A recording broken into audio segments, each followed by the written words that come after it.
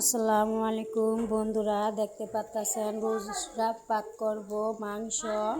এই মাংসটা আগে ভালো করে ধুইয়া তারপরে লবণ দিয়া মরিচের গুঁড়া দিয়া 5 মিনিট মাইকা রাখা হয়েছে। রাখিয়া তারপরে ভাজলাম, হালকা করে ভাজি। দেখেন কত সুন্দর একটা কালার হয়েছে, কিন্তু বেশি ভাজা যাইব না, বেশি ভাজতে গেলে রোস্টটা নষ্ট হয়ে যাইব, কালার নষ্ট হইব। কিন্তু হালকা পাতলা ভাজলে কালারটা সুন্দর থাকবে। তাই এখন আমরা এই যে পেঁয়াজটা ভালো করে ভাজতে নিয়েছি, 5 মিনিট রাখছি। 5 মিনিট পেঁয়াজটা ভাজা কত সুন্দর একটা কালার হয়েছে। দেখেন কালারটা কিন্তু খুব সুন্দর হয়েছে। এখন আমরা দিয়ে দিব এর ভিতরে বাদাম, যে বাদাম বাড়ারা বাইটটা রাখছি সেই বাদামটা দিয়ে দিব পেঁয়াজটা ভালো করে হইলে। তো এই বাদামটা দিয়ে বাদামটা ভালো করে ভাজা হইব। হওয়ার পরে দেখতে পারবেন পরে তো কীরকম হইতে আছে তা দেখবেন আর বলবেন। অবশ্যই ভিডিওরা ধৈর্য সহকারে পুরোটা ভিডিও দেখবেন আপনারা। আশা করি আমার পাশে থাকবেন। এই যে দেখেন এখন আমরা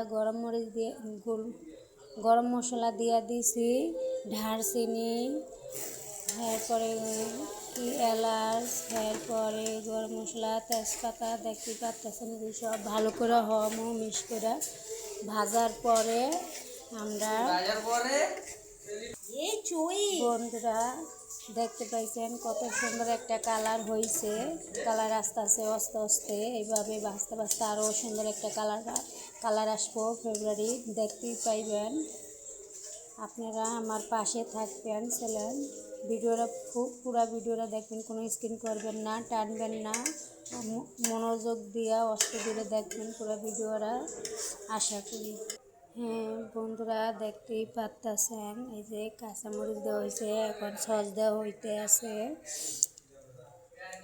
আপনারা চাইলে যে কয়টা সস দেন, 2টা দেন বা 3টা দেন, 5টা দেন, যেটা দেন। কিন্তু আমি এখন বর্তমানে দিয়ে দিব 3টা, কিন্তু আমি এখন বেশি দিব না। আপনারা যেরকম খান সেই পরিমাণ আপনারা দিবেন।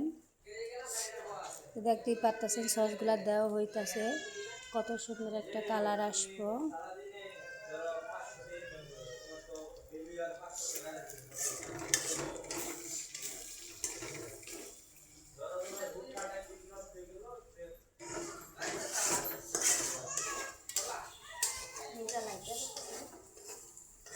এই যে এইগুলা দেখতে পাচ্ছেন দুধ আছে, দুধের ভিতরে লেবু দিয়ে দিছি।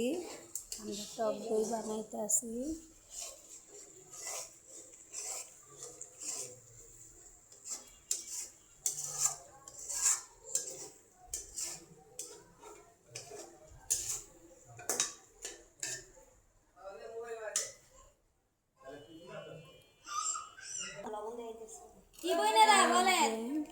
দেখতে পাচ্ছেন লবণ দেওয়া হইতেছে, কিন্তু আমাদের গ্যাস নেই। দিকে রাইতে 11টা বাজে, এখনও গ্যাস আসে নাই। 11:30 বাজতেছে, তারপরে গ্যাস আসে নাই।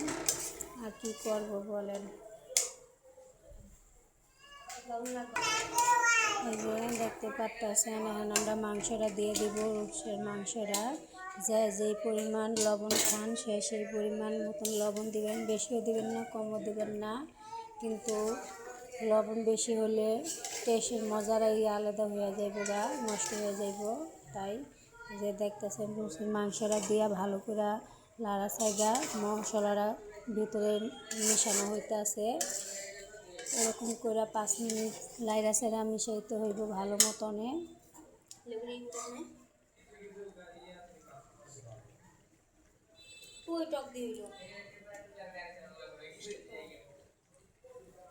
এই যে এখন আমরা টক দুধটা দিয়ে দিব, দুধটা দিয়ে ভালো করে লাড়বো। দেখতে পাচ্ছেন কালারটা কত সুন্দর।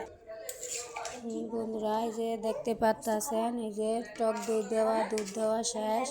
এখন এইখানে কিন্তু আমার সবটাই কিন্তু দুধ দেওয়া, হালকা একটু পানি আছে। আমার এটা পুরোপুরি দুধ, ঠিক আছে। কিন্তু কীরকম হয়েছে রান্নার পরে আরও বলবেন কীরকম হয়েছে। কিন্তু কালারটা কত সুন্দর হয়েছে দেখছেন, সব পুরো দুধটা এখন আমরা ঢাকনার সাহায্যে ঢাকা দিব। দেখতেই পারতেছেন। তা আবার 5 মিনিট পরে আসবো, দেখবো কীরকম হয়। হ্যাঁ, আসসালামু আলাইকুম বন্ধুরা, আবার চলে আসলাম 5 মিনিট পর। দেখি কীরকম হয়েছে কালারটা। আসলে কিন্তু বেশি একটা হয় নাই, গ্যাস নাই গা, তো মোটামুটি অল্প অল্প গ্যাস আছে, তাই কালারটা বেশি একটা জাল হইতেছে না। চলে দেখতেই পারতেছেন গ্যাস।